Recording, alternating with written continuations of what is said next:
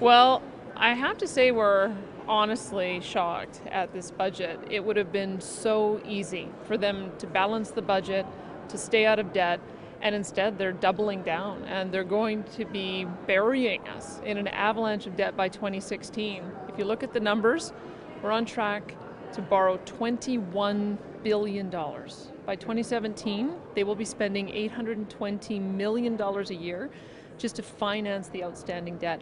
And it was totally avoidable. They've had some luck with revenues going up. They have an extra $1 billion coming in from the federal government for the health transfer. And yet, instead of doing the responsible thing, the prudent thing, meeting all of our needs within the framework of a balanced budget, they're instead going to be taking out $5 billion in this year alone, somehow trying to claim that they have a surplus. They just don't. It's entirely reckless. We're absolutely shocked that they didn't do the right thing.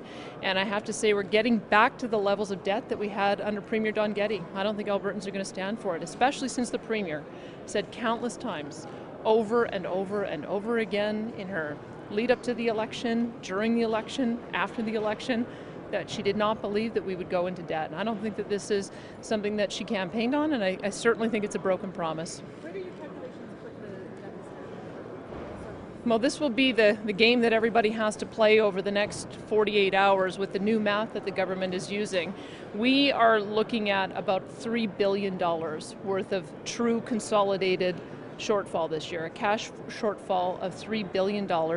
They will be taking out $5 billion worth of new debt.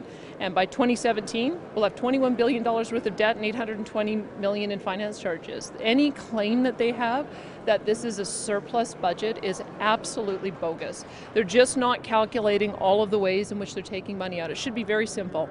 What are your revenues in? What are your expenses out? What's left over at the end, or what's the shortfall? Our calculation is about $3 billion short this year, a year when we have record revenues,